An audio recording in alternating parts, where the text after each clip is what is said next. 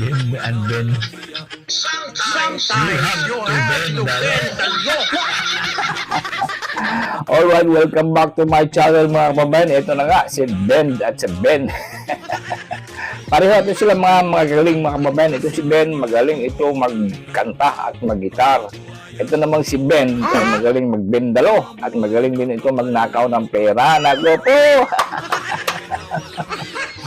Alright, ito nga mga kababayan ha. Headlines, itong si Abby Andres, yung dating sheriff ng Davao po mga kababayan, nagbigay ng pahayag.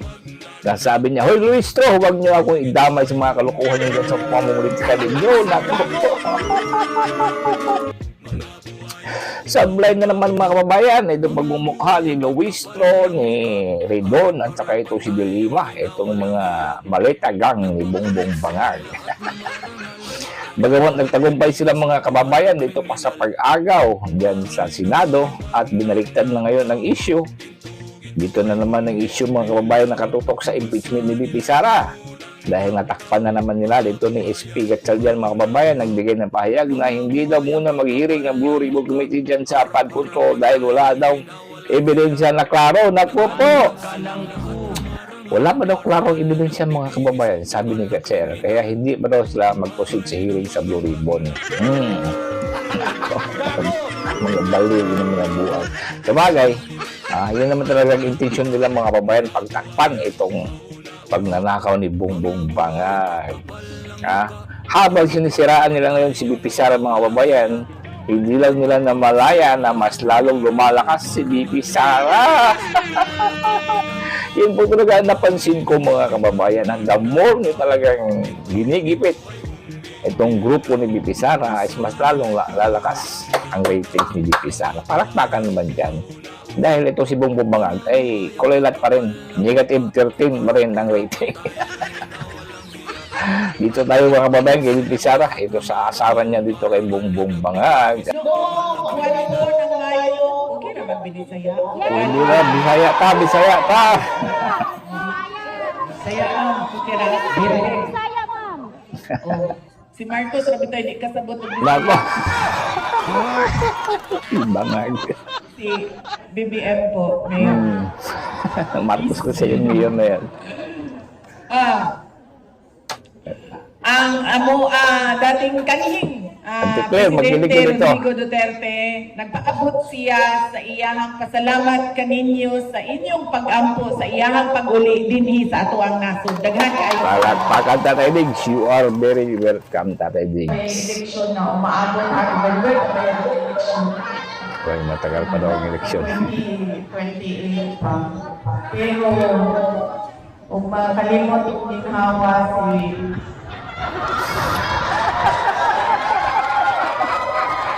Kung makalimot na huminga, ito si Bangag. Matik. Presidente na si BP.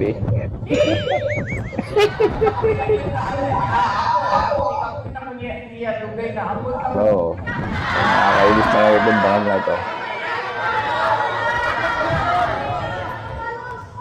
kada adlaw, trigger warning tayo siya. Buisit talaga. Pag iba ka makikita natin sa news. Kung mumukha ni Bangag.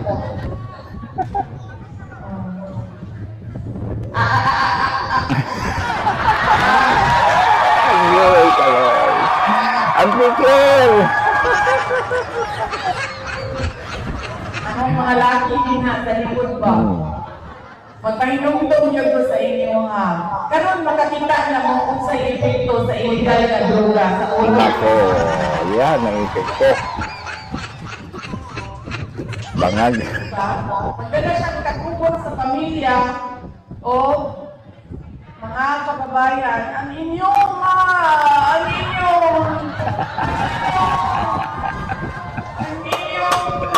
Palakpakan.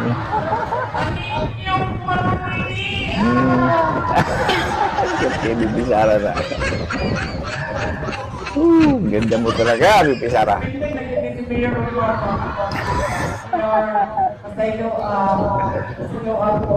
Sige lang, kaya naabit na sa life niya. Oo, kasi yung kaharap niya, Marcos ang pangalan.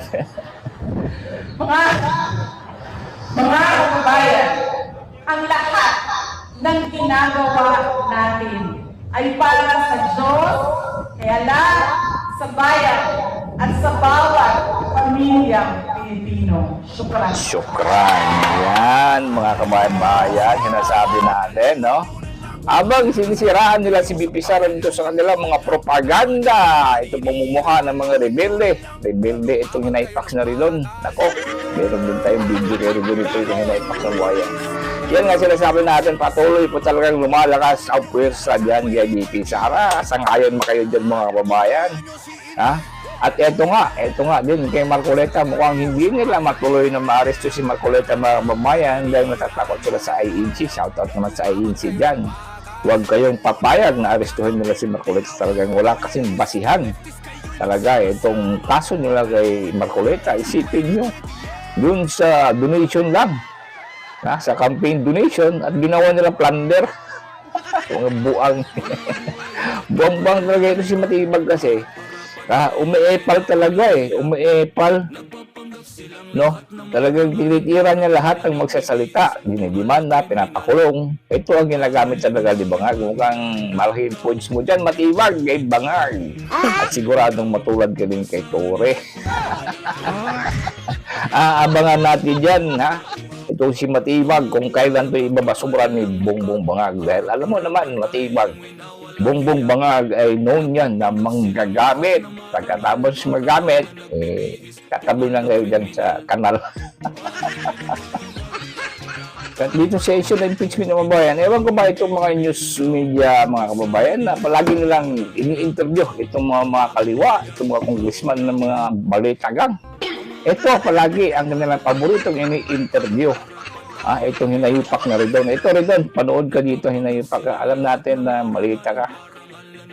Ano nangyari doon? Naabutan ka doon ng maleta, tanggi ka ng tanggi, sama-sama ng mukha mo. Ang ilan, laki-laki na nga ng ilong mo, magnanakaw ka pa. Yung sabi nila ha, sabi nila, hindi ako nagsabi. Ilang maleta naman nabili kayo? Isang maliit din, sir. Saan nabili kayo? Galing 8 floor, sir.